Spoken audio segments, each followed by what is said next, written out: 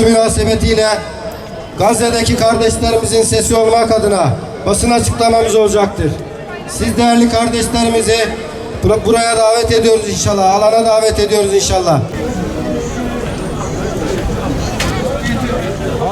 Kıymetli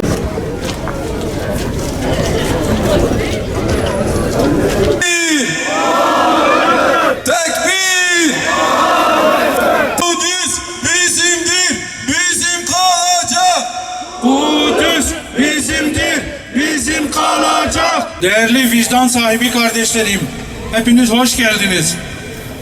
Resulullah sallallahu aleyhi ve sellemin yeryüzünde kurulan ikinci mescit diye övdüğü ümmetin haremi, ilk kutsal kıblesi ve mabedi, Peygamberimizin Miraç durağı olan Beytül Makdis yani Kudüs toprakları, insanlığın düşmanı, Allah'ın lanetlediği Siyonistlerin necis ayaklarından temizlenmeyi beklemektedir. Bu akidevi ve tarihi sorumluluktur. Bu nedenle bugün burada sadece bir şehri anmak için değil, ümmetin yaralı vicdanını, insanlığın ortak sorumluluğunu ve İslam'ın bize yüklediği bu mukaddes emaneti hatırlamak için toplanmış bulunmaktayız. Hepinizin bildiği gibi Kudüs sıradan bir şehir değildir. 3 semavi din için kutsal olan bu şehir aynı zamanda insanlığın ortak mirasıdır. Kudüs'ü konuşmak aslında insanlığı konuşmaktır. Kudüs, Hz. İbrahim'den bugüne uzanan bir iman çizgisinin, Hz. Davud'un, Hz. Süleyman'ın, Hz. İsa'nın ve Hz. Muhammed Mustafa sallallahu aleyhi ve sellemin mirasıdır.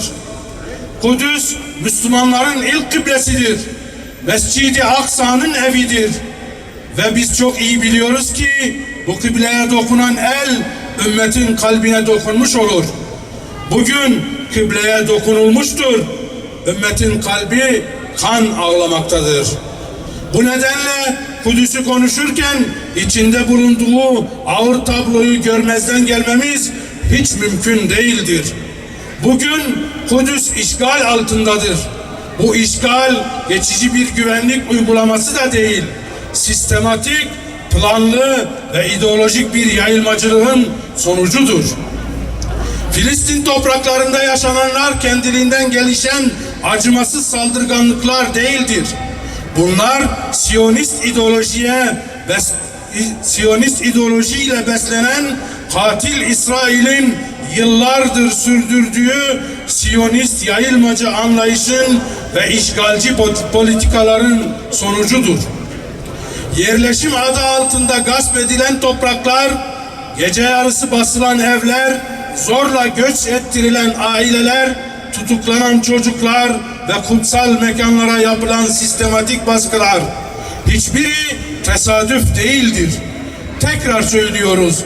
Bunlar Siyonist İsrail'in sürdürdüğü işgal politikalarının ve Siyonist yayılmacı anlayışının doğrudan sonucudur.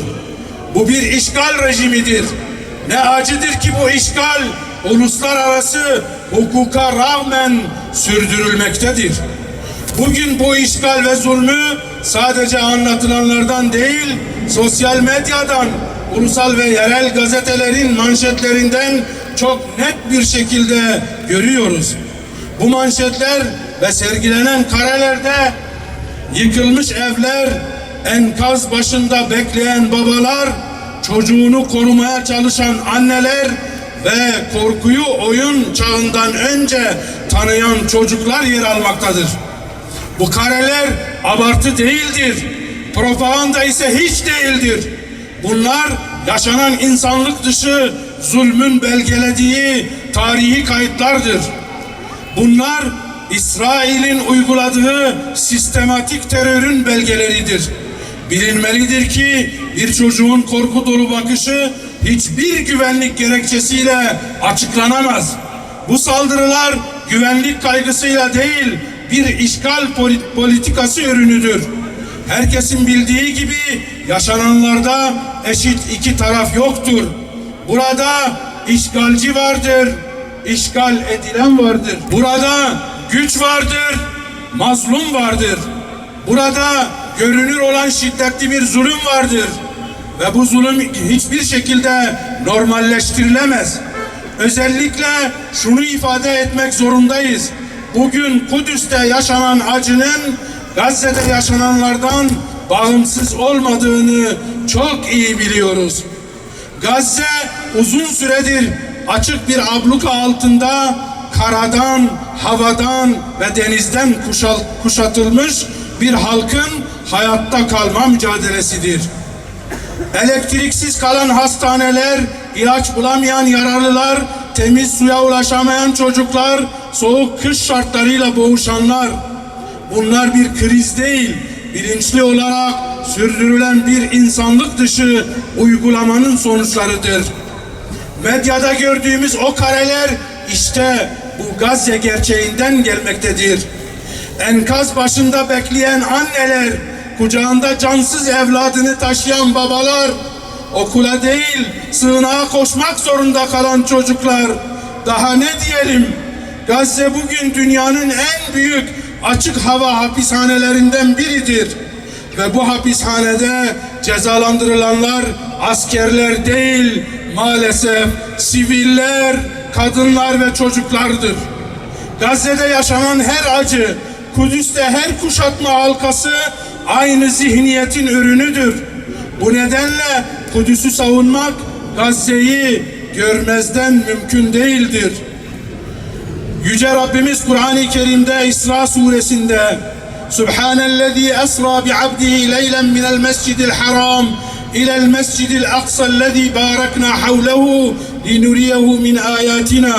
Kendisine ayetlerimizden bir kısmını göstermek için kulunu Mescid-i Haram'dan çevresini mübarek kıldığımız Mescid-i Aksa'ya yürüten Allah her türlü noksandan münezzehtir buyurarak Kudüs'ün ve Mescid-i Aksa'nın bu ümmete emanet edildiğini açıkça bildirmiştir.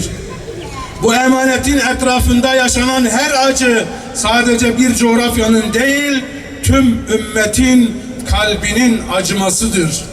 Resulullah aleyhissalatu vesselam bizlere la tuşeddur rihalu illa ila thalaseti mesacid mescidil haram ve mescidi hâzâ ve mescidil aksa.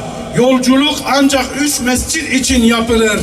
Mescidi haram benim mescidim ve mescidi aksa buyurarak Mescidi Aksa'nın ümmet nezdindeki yerini asırlar öncesinden ilan etmiştir. Bugün Gazze'de kuşatma altında inleyen her çocuk, Kudüs'te kuşatılan Mescid-i Aksa ile aynı acının içindedir. Çünkü Gazze'ye takılan her halka, Kudüs'ü yalnızlaştırma çabasının bir parçasıdır. Kudüs ve Gazze'de aynı imanın, aynı emanetin ve aynı direnişin adıdır. Siyonist yayılmacılık sadece bir siyasi tutum değil, başkasının toprağını, kimliğini ve hafızasını silmeyi hedefleyen bir anlayıştır. Bu anlayış Mescid-i Aksa'yı kuşatır, Kudüs'ü kimliğinden koparır, Filistinliyi kendi yurdundan yabancı ilan eder ve maalesef dünya uzun süredir bu zulmü izlemekle yetinmektedir. Sessizlik bu yayılmacılığın en büyük destekçisidir. Dünya hepsi biliyor, Gazze'de, Kudüs'te yaşananlar bir çatışma değildir. Çünkü çatışmada taraflar eşittir. Burada ise işgalci vardır ve işgal edilen vardır. Burada gücü elinden tutan vardır, mazlum olan vardır. Ve biz mazlumdan yanayız. Ey ümmet! Kudüs meselesi sadece Filistinlilerin meselesi değildir. Bu ümmetin izzet meselesidir.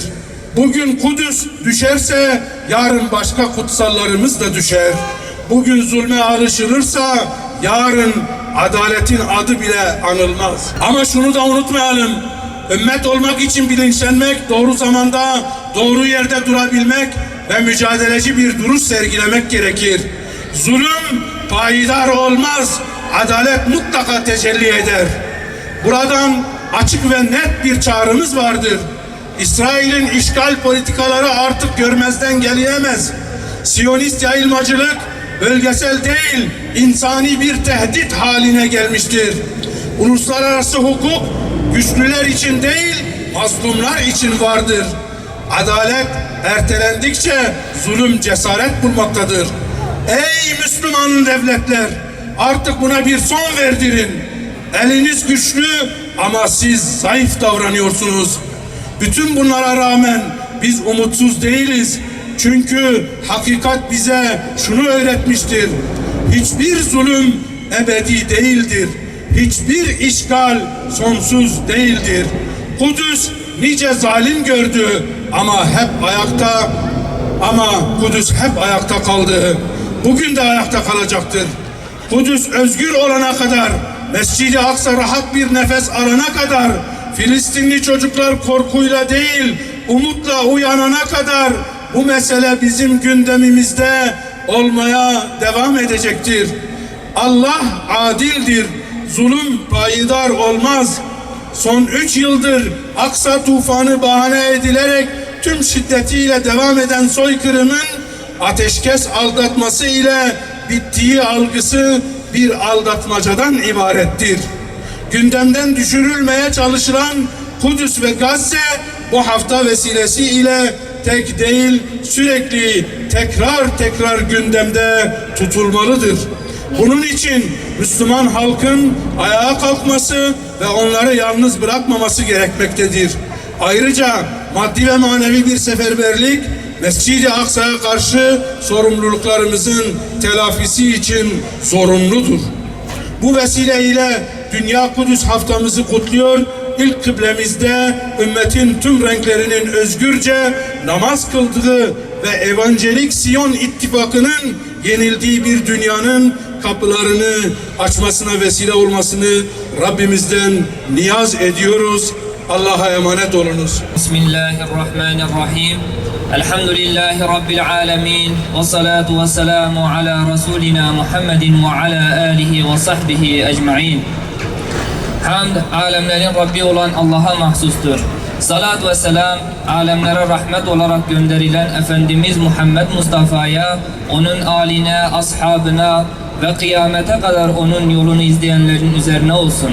Ya Rabbel Alemin, bugünlerde ümmetine namazı hediye ettiğin gibi bu ümmete de diriliş, birlik ve nusret ihsan eyle.